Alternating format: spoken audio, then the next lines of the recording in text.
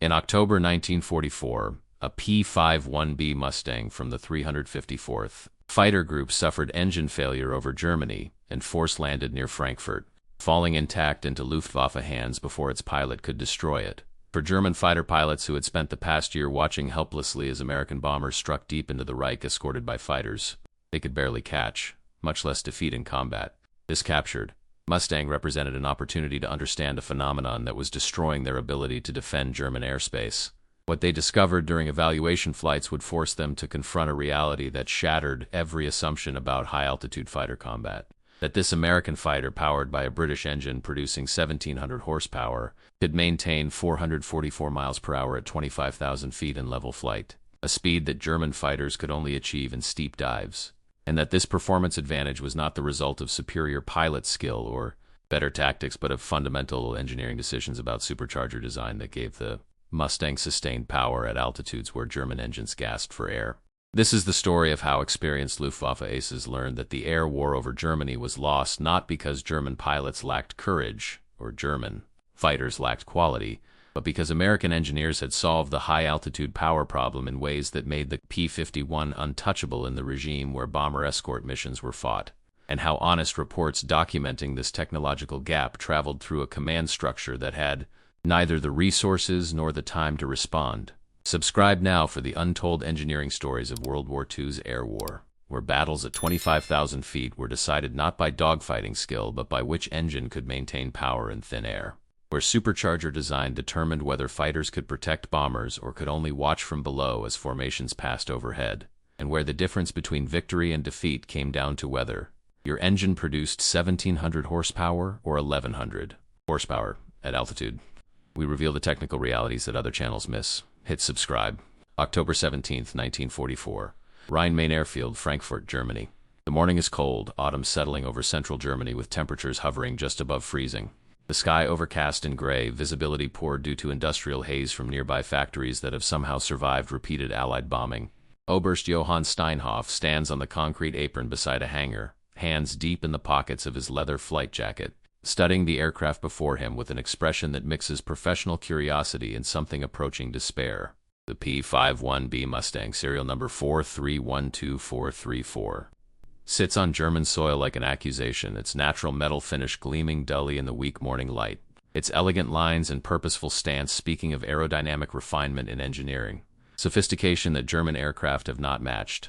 The fighter was captured 2 days ago when its pilot, First Lieutenant Robert Mason from Texas, suffered complete engine failure while escorting B-17s over Frankfurt and was forced to belly land in a field 5 kilometers from this airfield.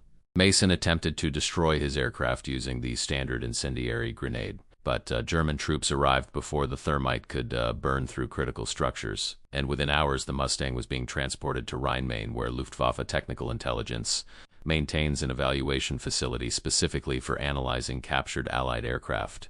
Steinhoff is 31 years old, one of the Luftwaffe's most successful fighter pilots with 176 confirmed victories, holder of the Knight's Cross with oak leaves and swords, and now serving as Commodore of Jaga-Jeshwater 7. The first operational jet fighter wing flying Me-262s.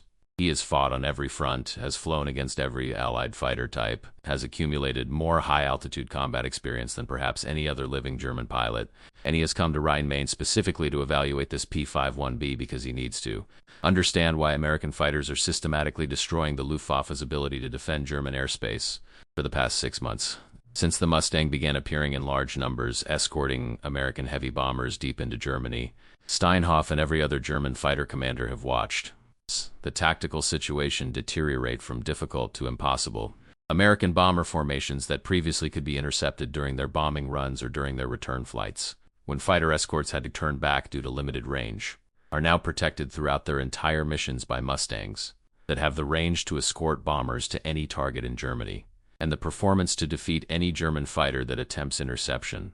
The result is that daylight bombing has become virtually unstoppable, that German fighters can no longer prevent American bombers from striking targets at will, and that the air superiority Germany maintained over the Reich throughout 1942 and 43 has been completely lost.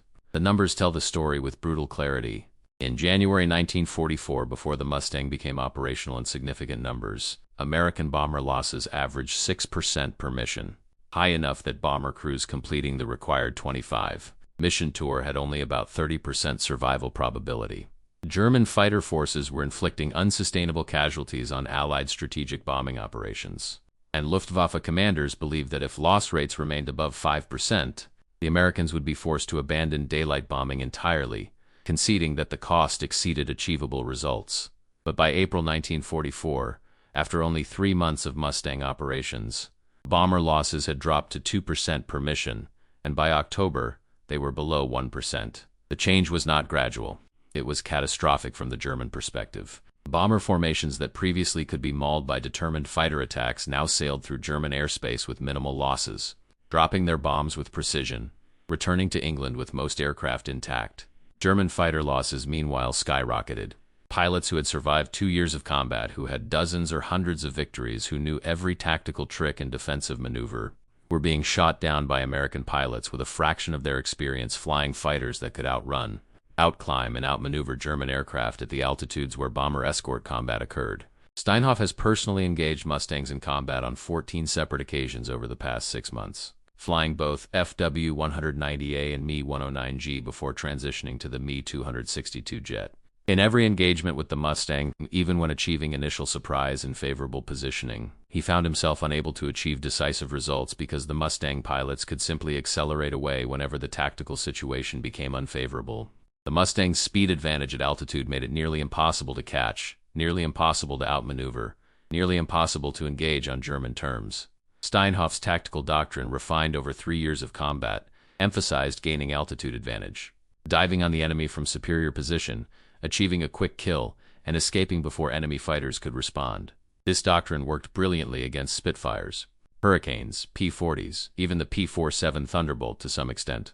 Against the Mustang, it failed consistently because the Mustang pilot could see the attack coming, could accelerate and level flight to speeds German fighters could only achieve in dives, could separate from the engagement before the German pilot could close to firing range, and could reform with other Mustangs to reverse the situation. The tactical flexibility the Mustang provided its pilots made traditional German fighter tactics obsolete. Behind Steinhoff, 3 other pilots wait in the October cold. All experienced aces selected specifically for their high-altitude combat experience and their ability to evaluate aircraft objectively without letting propaganda or wishful thinking cloud their judgment.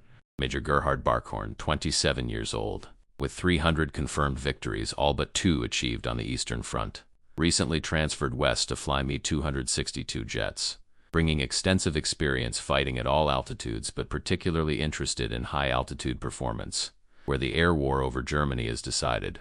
Major Gunther Rauel, 32 years old, with 275 confirmed victories, one of Germany's most analytical pilots who approaches combat as an engineering problem to be solved, through understanding performance parameters and exploiting advantages.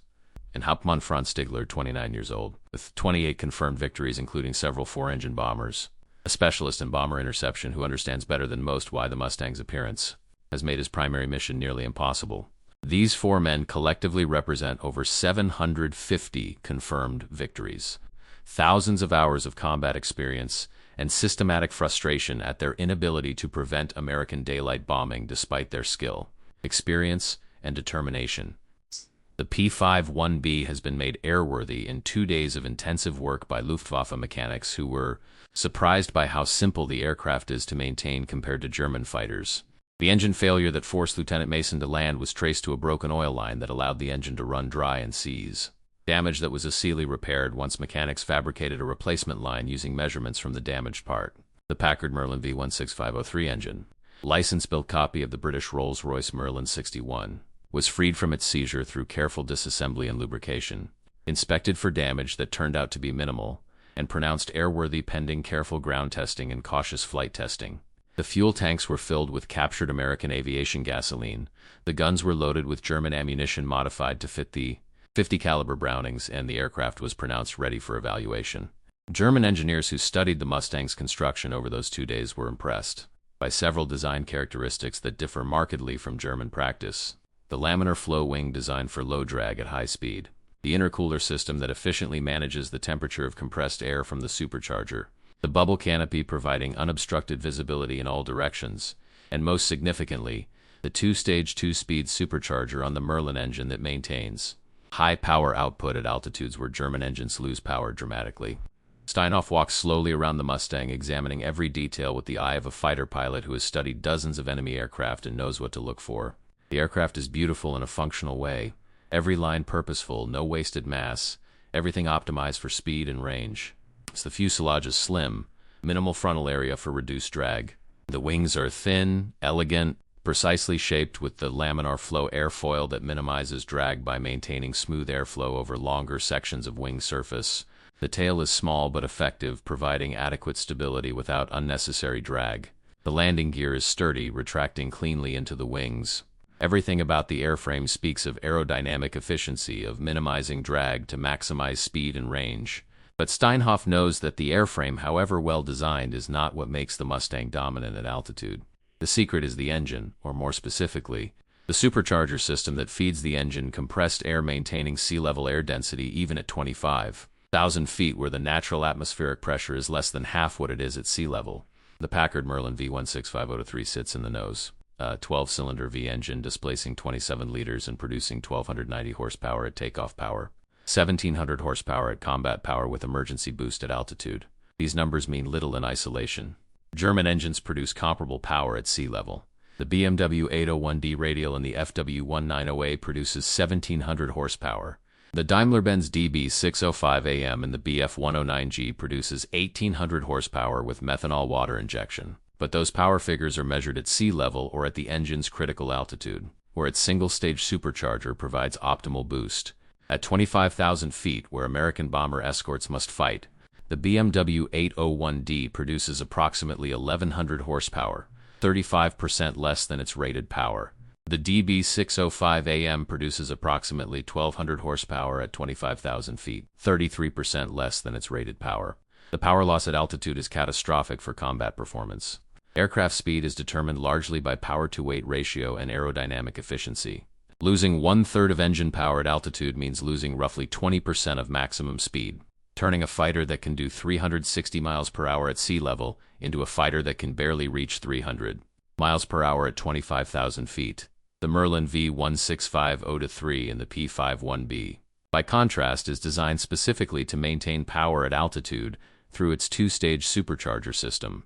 The first stage compresses incoming air to intermediate pressure. The intercooler cools this compressed air, increasing its density and allowing the second stage to compress it further.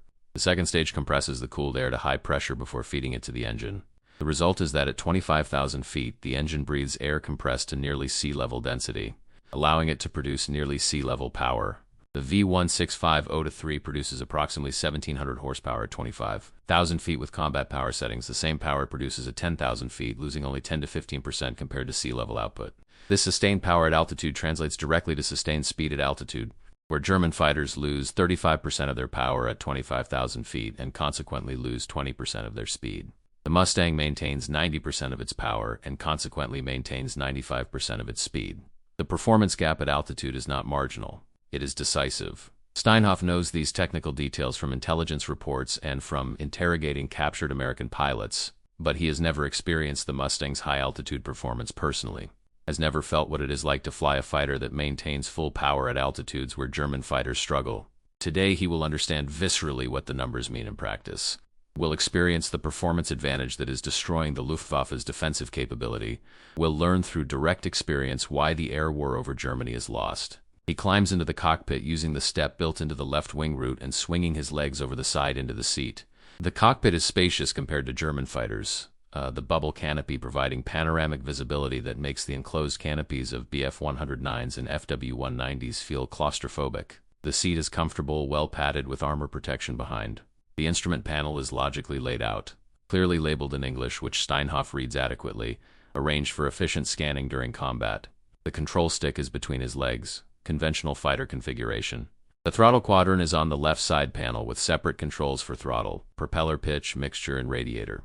The complexity is comparable to late-war German fighters that also require pilots to manage multiple engine parameters. A German mechanic, Oberfeldwebel Karl Richter, who spent 2 days studying the Mustang systems and making it airworthy, climbs up beside the cockpit to provide briefing. Richter has worked on captured American aircraft before, has some familiarity with American design practices and operating procedures, and has studied the Mustang's technical manuals captured with the aircraft. He explains the startup procedure, which is straightforward. battery on, fuel pumps on, mixture rich, propeller full forward. Throttle cracked open 1 inch, ignition to both magnetos, engage starter. The Merlin starts easily with the characteristic smooth roar that Merlin engines produce, deeper and more refined than German engines, settling into steady idle. Richter warns that the engine must warm to minimum oil temperature before applying full power, that the supercharger is automatic but can be manually controlled if needed, that the intercooler doors should be managed to balance cooling against drag, that coolant temperature must be monitored carefully to prevent overheating. The warnings are similar to those for German fighters, suggesting that despite national differences in design details, the fundamental problems of managing high-performance engines are universal. Steinhoff runs through pre-takeoff checks, familiarizing himself with controls and systems, confirming everything works as expected. The control stick moves smoothly, moderate resistance, requiring reasonable force but not excessive. The rudder pedals are light, responsive. The throttle moves smoothly through its range. He signals ground crew he is ready, releases brakes, taxis toward the runway. The Mustang's handling on the ground is excellent, the tricycle landing gear providing good forward visibility and stable directional control. German fighters use tail draggers that require constant asterning to see forward, that are prone to ground loops if mishandled. The tricycle gear makes taxiing almost foolproof, another example of American design philosophy prioritizing ease of operation over minimizing weight. At the runway threshold, Steinhoff runs final checks. Mixture rich, propeller full forward, intercooler doors auto, fuel selector main tank. Magnetos both, engine temperatures and pressures normal.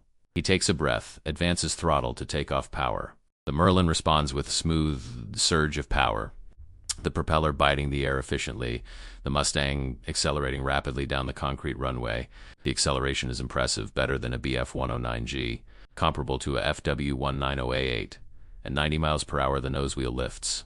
At 120 miles per hour, he rotates and the Mustang leaps into the air, climbing steeply. He retracts landing gear, the wheels folding up into the wings with smooth mechanical precision. He retracts flaps, reduces power to climb setting, and the Mustang climbs at 3,000 feet per minute. Slightly less than the BF-109G's 3,400 feet per minute, but better than the FW-190A's 2,700 feet per minute. Steinhoff climbs toward the altitude regime where the Mustang's advantages become apparent, where German fighters struggle and where the air war over Germany is actually fought. He passes through 10,000 feet, 15,000 feet, 20,000 feet. The altimeter unwinding steadily, the Mustang climbing strongly without signs of power loss or engine strain. At 25,000 feet, 7,600 meters, he levels off. This is the altitude where American heavy bombers typically operate, where their defensive gunfire is most effective, where German fighters must engage to intercept them. At 25,000 feet, the air pressure is less than half sea level pressure. The air temperature is minus 30 degrees Celsius. The oxygen content requires supplemental breathing systems, and most critically, air density is so reduced that normally aspirated engines lose massive amounts of power. Steinhoff has flown at this altitude hundreds of times in BF-109s and FW-190s. Knows intimately how those fighters perform here, knows their limitations, knows their struggle to maintain speed and maneuverability in thin air. Now he will discover how the Mustang performs at this altitude. He advances the throttle to military power, the standard combat setting American pilots use for sustained operations, plus 61 inches manifold pressure and 3,000 RPM.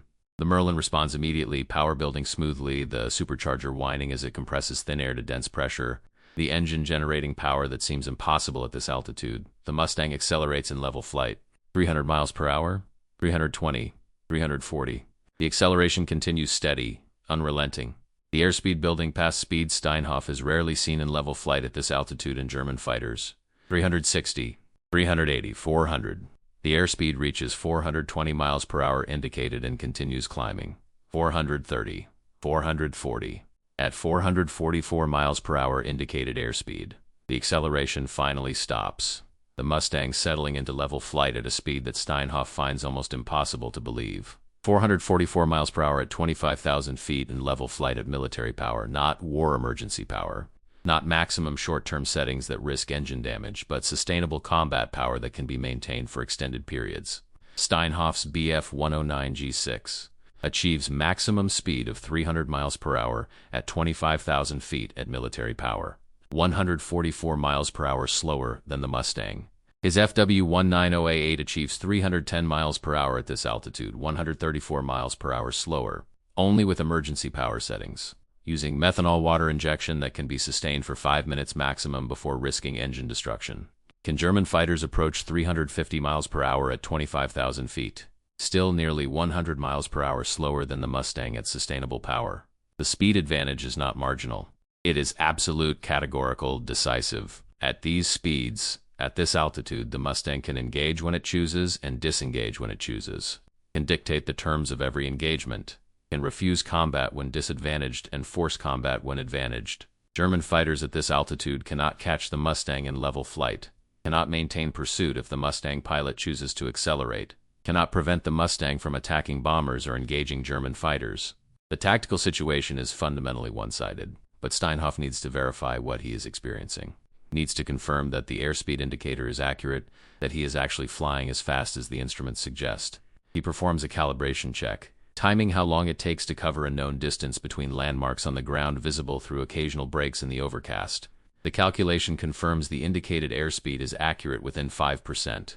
He is actually flying 444 miles per hour at 25,000 feet. The Mustang's performance is not exaggeration, not propaganda, not optimistic reporting from American pilots trying to justify their aircraft. It is engineering reality, achieved through systematic application of thermodynamic principles and aerodynamic refinement that German designers understood, in theory, but failed to implement successfully in production aircraft. Steinhoff tests other performance parameters to understand the full scope of the Mustang's capabilities at altitude.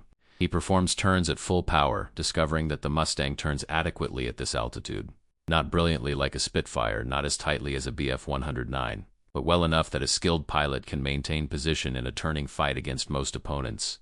The turn rate is limited not by power, but by high wing loading in thin air that provides less bite for control surfaces, same limitations that affect all fighters at altitude. He performs rolls, discovering that the Mustang rolls surprisingly well despite its relatively heavy weight, the well-balanced ailerons providing good response without excessive forces. He performs climbs and dives, discovering that the Mustang maintains energy efficiently through both, the low drag allowing rapid acceleration in dives and good climb rate even at altitude. The most revealing test is zoom climb capability, the maneuver where a fighter converts excess speed to altitude gain.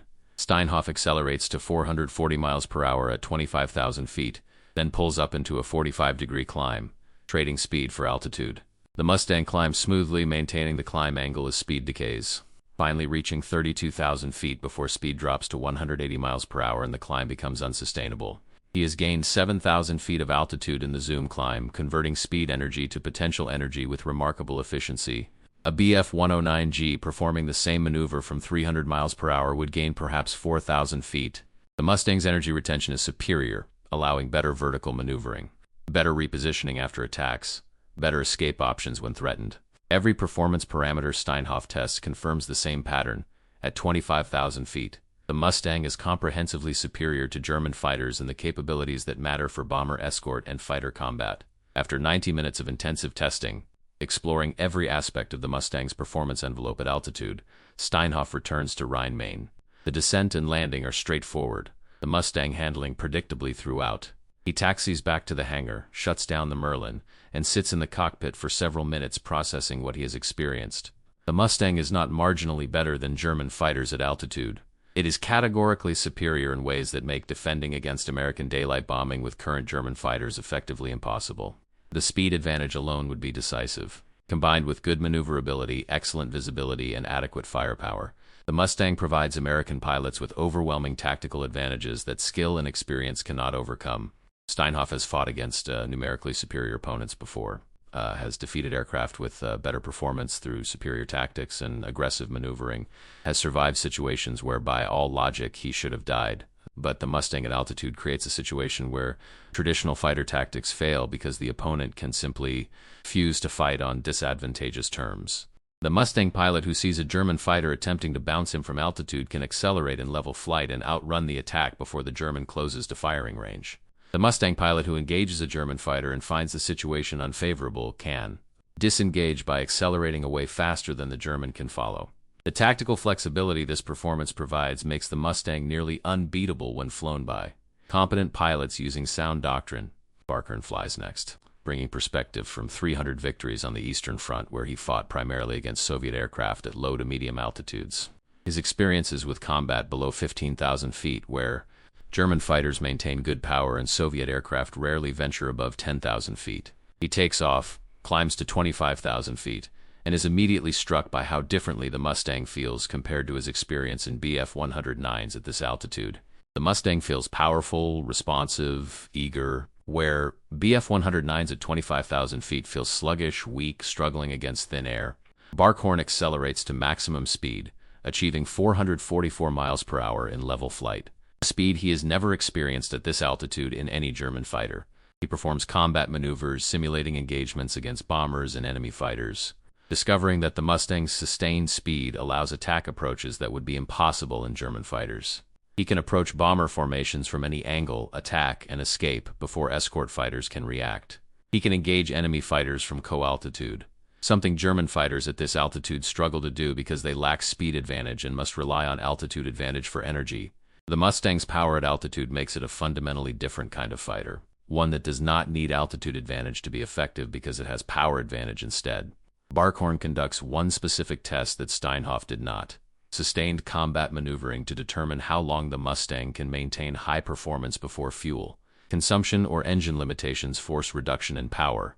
He spends 30 minutes at 25,000 feet, performing aggressive maneuvers, full power climbs and accelerations, maximum speed runs, everything that simulates actual combat operations.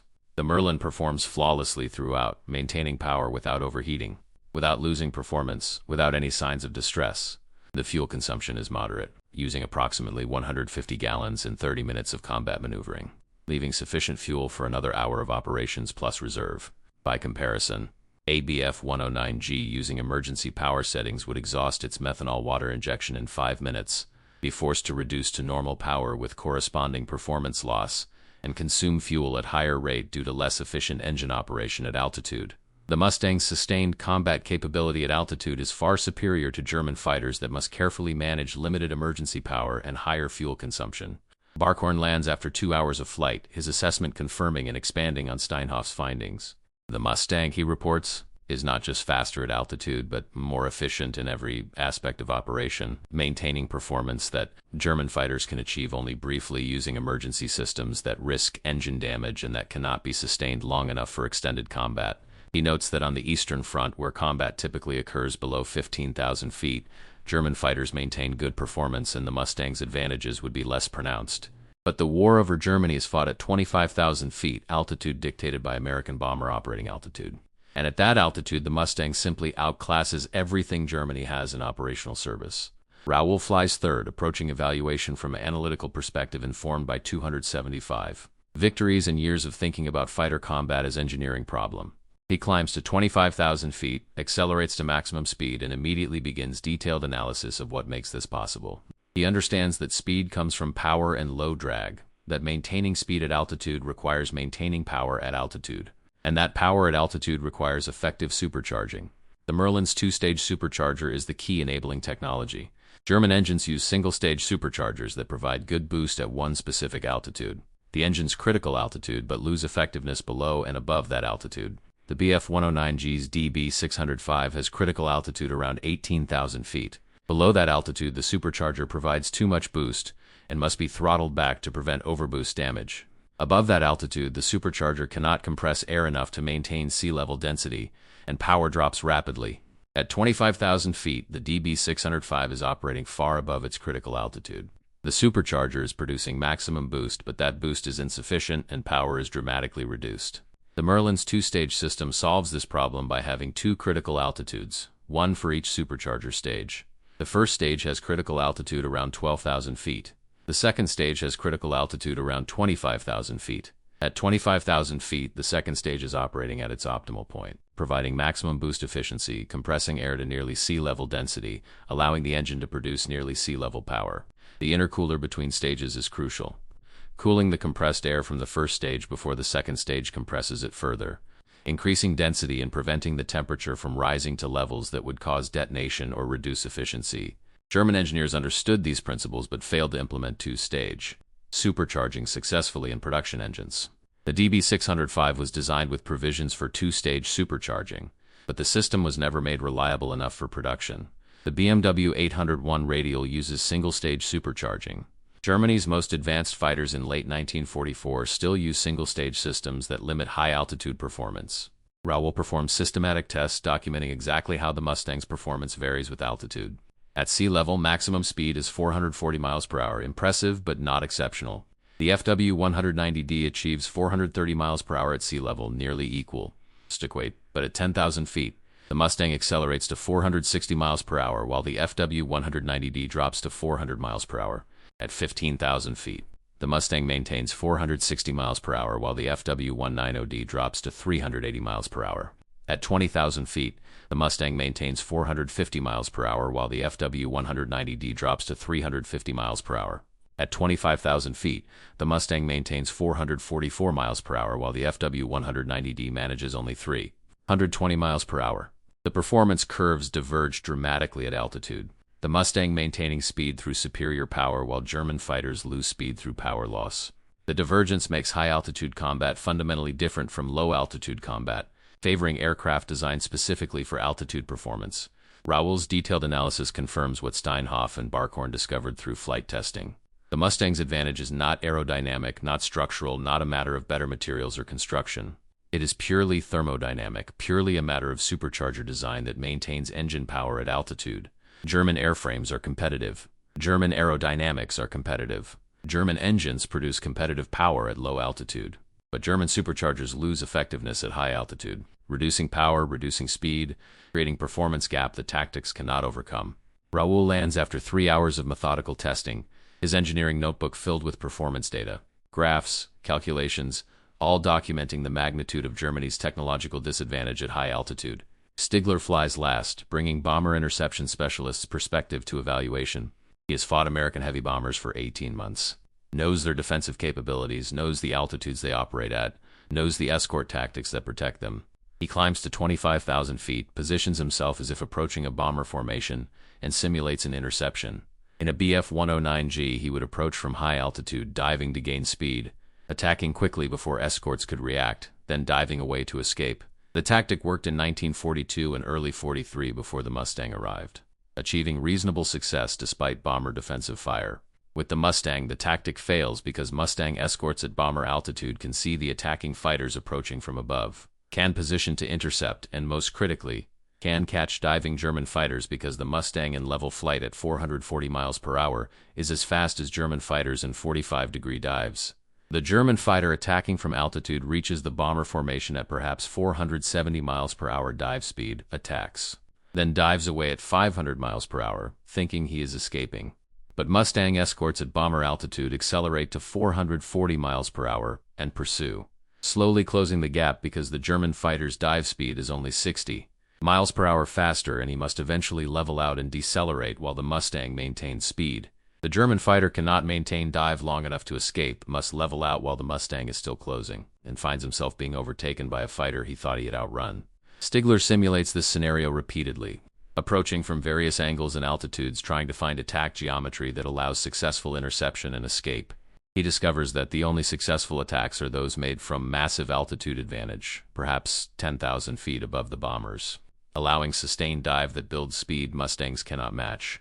But achieving that altitude advantage requires climbing far above the bomber formation, which takes time and fuel, and risks being intercepted by Mustangs during the climb. The tactical problem has become nearly insoluble. German fighters need altitude advantage to attack successfully, but gaining altitude makes them vulnerable during climb. And even with altitude advantage, the attacks are risky because Mustang performance allows them to pursue diving German fighters. Stigler lands reporting that bomber interception with current German fighters against Mustang escorts is effectively impossible except under perfect conditions that rarely occur in combat. October 20, 1944. The 4 pilots compile findings into operational assessment written for combat commanders, not engineers. Steinhoff writes the core evaluation, his words measured but devastating in their implications. The P-51B Mustang, he explains, achieves performance at 25,000 feet that makes it superior to all German operational fighters and the capabilities that matter for high-altitude combat. Maximum speed of 444 miles per hour at 25,000 feet achieved at military power sustainable indefinitely. Represents absolute advantage over German fighters that achieve 300 to 320 miles per hour at the same altitude using military power. 224 to 144 miles per hour slower. The speed gap cannot be closed through tactics, through pilot skill, or through determination. It is physics and engineering power at altitude that German engines cannot match. The performance advantage translates to tactical superiority that nullifies German fighter doctrine. German tactics emphasize gaining altitude advantage, diving to attack with speed advantage from gravity, achieving quick kills, escaping before enemy can react. These tactics assume the opponent cannot match German fighter performance in dives and cannot pursue effectively. Against the Mustang at altitude, every assumption fails. The Mustang at bomber altitude has speed comparable to German fighters in shallow dives, can pursue diving German fighters, can maintain pursuit long enough to achieve firing position. German fighters attacking from altitude no longer have certain escape, no longer can rely on dive speed to guarantee safety. The tactic that worked for 3 years suddenly becomes risky, uncertain, often fatal. The power at altitude enables tactical flexibility German fighters lack. Mustang pilots can engage bombers, engage German fighters, disengage when disadvantaged, all while operating at altitude where the mission occurs. German fighters must climb laboriously to altitude, attack quickly before performance degrades, dive away to escape, essentially visiting altitude briefly rather than operating there continuously. The difference is profound. Mustangs own the altitude regime, can fight there indefinitely. German fighters rent the altitude regime, can stay there briefly before performance limitations force departure. Steinhoff writes that defending against American daylight bombing with current German fighters is impossible when bombers have Mustang escort, that German fighters can inflict some casualties through massed attacks and accepting heavy losses, but cannot prevent bombers from reaching targets and delivering bombs. The strategic air campaign is lost, he writes, not because German pilots lack courage, but because German aircraft lack capability to fight effectively at altitudes where American aircraft are designed to operate. Barkhorn contributes assessment emphasizing how altitude warfare differs from low-altitude warfare where he has 300 victories. At low altitude where he fought on Eastern Front, German fighters maintain good power, turn well, accelerate quickly. At 25,000 feet, same German fighters struggle, power is reduced, turning is sluggish, acceleration is slow. American aircraft are designed from beginning for high-altitude operations. Engines have two-stage supercharging maintaining power. Airframes are optimized for thin air operations. Germany built fighters for multi-role operations from sea level to medium altitude, accepting compromised high-altitude performance to achieve good low and medium altitude performance. The design philosophies produce aircraft suited for different missions. German philosophy worked when the air war was fought at altitudes German fighters were optimized for. American bombers changed the battle space to altitudes American fighters were optimized for. Germany failed to respond by developing high-altitude specialists, continuing instead to build generalist fighters that are outmatched in the altitude regime where the war is actually fought. Raoul contributes engineering analysis explaining why. Germany cannot quickly develop fighters matching Mustang high-altitude performance. The limitation is supercharger technology. Two-stage supercharging requires complex engineering, 2 compressor stages, intercooler between stages, variable speed drive systems, sophisticated controls. German industry attempted to develop these systems but encountered reliability problems, production difficulties, material shortages. The DB605L engine with 2-stage supercharging existed in prototype but never reached reliable production. The BMW 801F with 2-stage supercharging was abandoned due to complexity.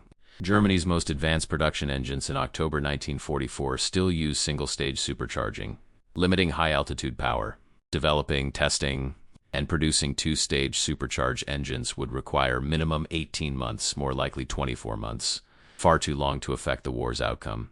Germany lost the supercharger development race, Rahl writes, not because German engineers were incompetent, but because Allied engineers started earlier, devoted more resources, and benefited from British-American collaboration sharing Rolls-Royce technology. Stigler contributes tactical implications for bomber defense. With Mustang escorts protecting bomber formations, he writes, German fighters must accept loss rates approaching 50% per mission to achieve any kills against bombers. Even accepting these casualties, bombers still reach targets, deliver bombs, and return home with majority of formation intact. The exchange ratio has become unsustainable. Germany is losing experienced pilots faster than they can be replaced, losing aircraft faster than they can be produced, achieving insufficient bomber kills to justify the casualties. Stigler recommends either withdrawing fighters from daylight bomber defense, conceding American air superiority and focusing on night operations, or developing completely new aircraft with performance matching the Mustang. Since new aircraft are minimum 2 years away, withdrawal is the only realistic option. The recommendation is politically unacceptable but operationally correct. The assessment, 53 pages including technical appendices with performance data and tactical diagrams, is dated October 22, 1944, classified Geheim secret, and forwarded through channels to General Lieutenant Adolf Galland. General of the Fighter Arm reaches Galland's office October 24th. Galland reads it over 2 days, recognizing that it confirms what operational statistics have been showing for months. The Mustang has ended Germany's ability to defend against American daylight bombing. He forwards the assessment to Reichsmarshal Hermann Göring with cover memo stating that current fighters cannot match Mustang performance at altitude, that bomber interception has become impossibly costly, that jet fighters Me-262 and He-162 are the only possible counter but are months away from operational effectiveness, and that Germany must either accept American air superiority or redirect resources massively toward jet fighter development. Göring's response, received October 29th, dismisses the assessment as defeatist, states that German pilots with superior fighting spirit can overcome technical disadvantages, orders continued aggressive defense against daylight bombing, and authorizes no changes to production priorities. The Mustang evaluation changes nothing because Germany lacks resources, time, and technical capability to respond. The report documents the problem accurately but offers no solutions that are politically acceptable or practically achievable. German fighters will continue flying against American bombers. German pilots will continue dying in unequal combat. American bombs will continue falling on German cities and factories. The air war is lost. All that remains is determining how long until Germany acknowledges reality.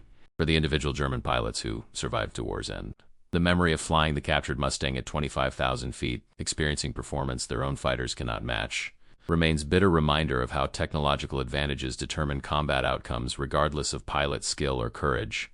Steinhoff survives, flies Me-262 jets in war's final months, achieves 176 victories, escapes Germany before war's end, later serves in post-war Luftwaffe, retires as general, dies 2012 at age 90. In 1998 interview, he reflects on the Mustang evaluation, saying that flying it was simultaneously educational and dispiriting. Educational because it revealed exactly how the Mustang achieved its dominance. Dispiriting because it confirmed that Germany had no counter. The two-stage supercharger was key, he said, allowing the Mustang to maintain power at altitudes where German fighters lost power. We understood this technically but could not implement it in time. By the time the Mustang appeared in numbers, we had already lost the technological race. The P-51 Mustang served through war's end over 15,000 built in multiple variants, achieving air superiority over Germany that enabled strategic bombing campaign to destroy German industry, transportation, and oil production. Mustang pilots shot down approximately 5,000 German aircraft, more than any other Allied fighter type. The long-range and high-altitude performance that German pilots discovered during the evaluation proved decisive, allowing bombers to reach any target in Germany with fighter escort, eliminating German fighter advantage of attacking bombers during unescorted portions of missions.